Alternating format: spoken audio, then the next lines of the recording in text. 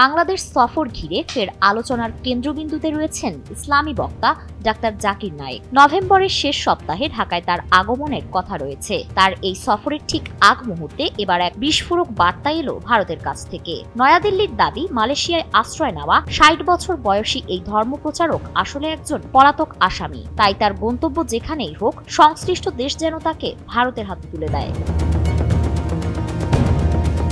বৃহস্পতিবার নয়াদিল্লিতে আয়োজিত এক সংবাদ সম্মেলনে ভারতের পররাষ্ট্র মন্ত্রণালয়ের মুখপাত্র রণধীর জয়সওয়াল সাংবাদিকদের বলেন, জাকির নায়েক ভারতে ওয়ান্টেড। তিনি একজন পলাতক আসামি। আমরা আশা করি তিনি যেখানেই যান, সংশ্লিষ্ট দেশ তার বিরুদ্ধে ব্যবস্থা নেবে এবং ভারতের নিরাপত্তা উদ্বেগের বিষয়গুলো বিবেচনায় রাখবে। ভারতের এই বার্তা এমন এক সময় এসেছে যখন ঢাকায় জাকির নায়েকের সফর নিয়ে দেশজুড়ে জোর আলোচনা চলছে। আগামী ২৮ ও ২৯ নভেম্বর রাজধানীর আগারগাঁওয়ে একটি দাতব্য অনুষ্ঠানে যোগ দিতে মূলত তার এই সফর। স্পার্ক ইভেন্ট ম্যানেজমেন্টের আয়োজনে ইতোমধ্যে অনুষ্ঠানের প্রস্তুতিও চলছে।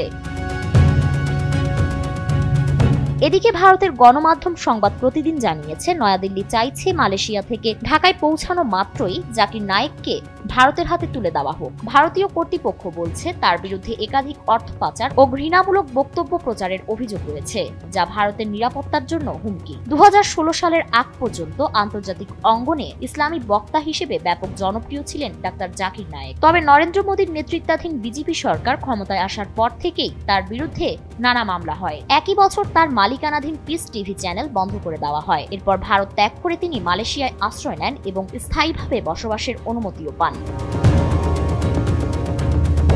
ভারতে ফেরার বিষয়ে জাকির নায়েক বলেছেন, তিনি ন্যায় বিচারের নিশ্চয়তা না পাওয়া পর্যন্ত দেশে ফিরবেন না। মালয়েশিয়ায় অবস্থানকালে ভারতের বিচারিক আওতার বাইরে থাকায় নিরাপদে আছেন।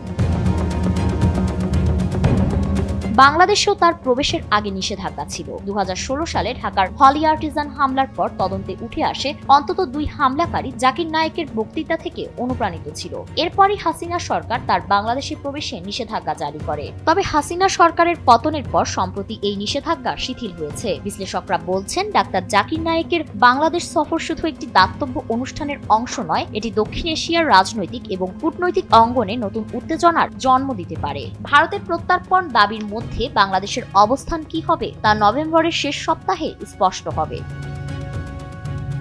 ফারিন রহমান প্রীতি, এনপিবি।